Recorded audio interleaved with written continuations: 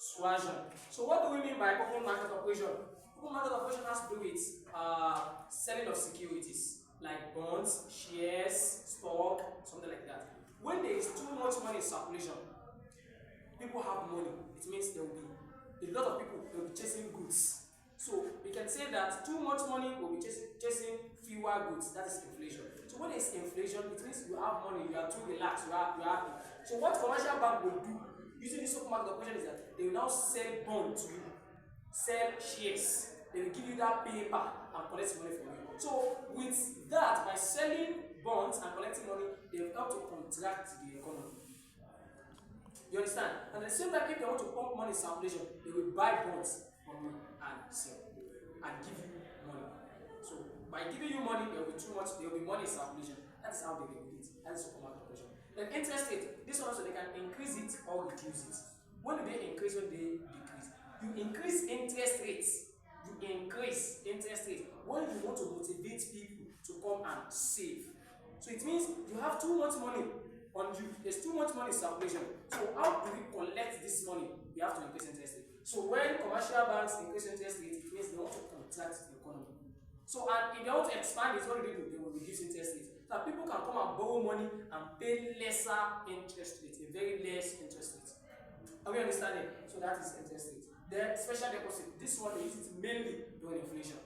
When there's inflation, let's say for example there's a bank, GT Bank, their net worth is around 60 billion, for example, and that time inflation is just, the price is just going up, keep on going and going and going. So what central bank will tell this commercial bank, let's say for example GT Bank, is that from this 60 billion that you have, come and deposit 30 billion or come and deposit 40 billion. You only have 20 billion. So from that 20 billion, you can borrow people, you can, so it will help us to reduce money in circulation. That is that. Then cash reserve ratio. This one is how commercial banks create money, which is an order for central bank.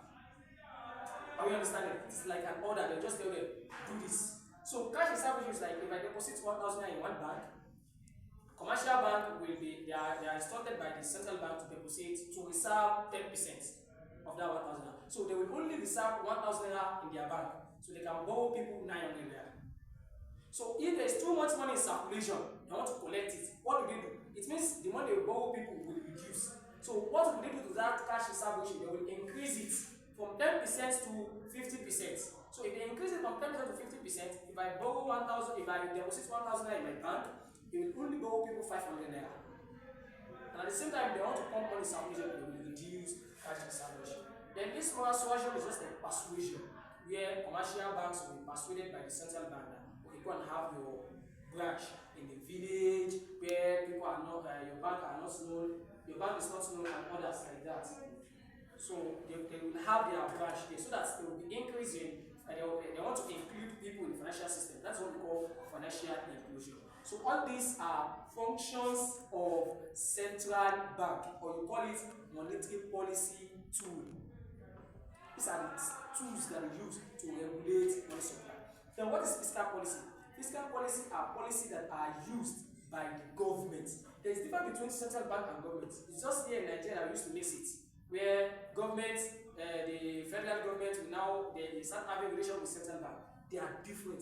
Just like how we keep on this country, I didn't know. How we keep on saying we need independent judiciary. It is the president that we select his own CJN, Chief Justice of Nigeria. How? It is the president that will elect the INEC chairman. How? So are you telling me I'm paying your salary, you are going to work against me? It means you want somebody to sack you. Do you understand? So that is just that. So what I'm just saying is that fiscal policy are policies that are used by the federal government by themselves. What are the policies? Because they want to try and, because government, their own is they're not after profit, they're after social services. You understand? Okay. So what they will do is they just have just two tools, which are taxes and expenditure. As Tinubu said one statement after when he wanted to remove subsidy, he said Nigeria is no more Father Christmas. I don't know whether we remember that statement. What he's saying is that we cannot be paying subsidy, giving people in Cameroon, giving them free oil, something like that. No, let everybody be paying what they are enjoying. You understand? So what do we mean by that one is that this tax is just like a compulsory levy that government will collect from you.